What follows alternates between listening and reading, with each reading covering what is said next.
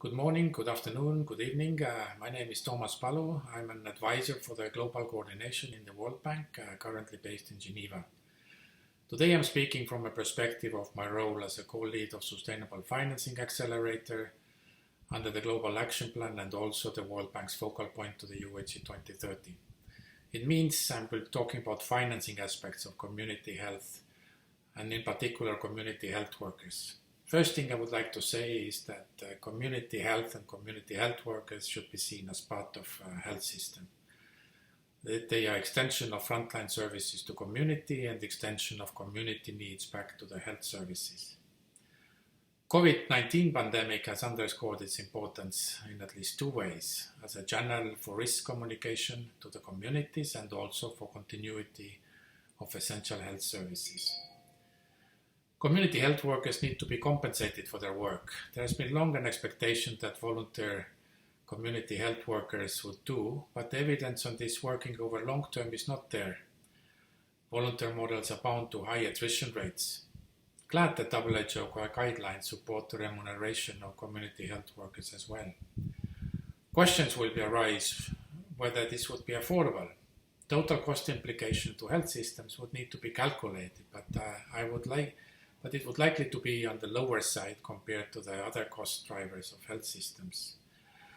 A report from 2014 calculated the full cost of community health workers as about 12% of the full primary healthcare cost. One can also apply smart deployment strategies, starting with high priority areas where the geographic barriers are the most significant, hours or days of walking or boating. That would reduce the overall cost implication.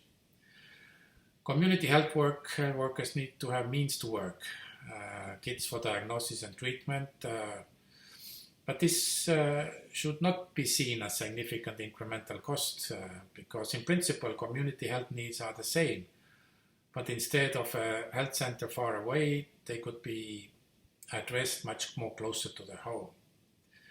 COVID-19 has taught us that frontline health services would need means to protect themselves so that the personal protective equipment, access to running water and soap, disinfectants should be available, and this would need to be provided by health system or communities. Another lesson learned from COVID-19 is what the technology can do. Technology-enabled community health workers were able to communicate with health facilities and supervisors, having decision support systems for diagnosis and treatment, drones to resupply essentials, mobile money for incentives. These require investments, but development partners would be happy to support. Finally, we need to address fragmentation and distortions driven by development assistance for the community health. Single-issue community health workers driven by particular donor priorities, incentives that are at times more than the country systems could afford.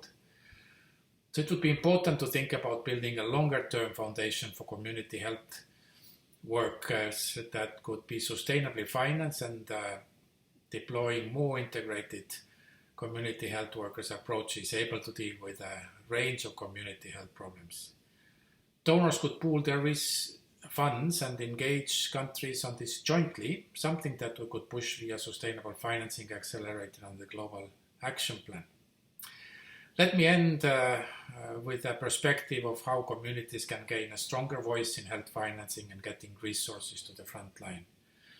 The first step is to understand how the health financing works, how budgets are formulated, what to ask from government officials about financing frontline services, and how to make sure that resources actually reach the front line. Together with UHC 2030 Civil Society Engagement Mechanism and the Global Action Plan Health Financing Accelerator, we are working on modalities to support this capacity building for community health and civil society. Well, thank you.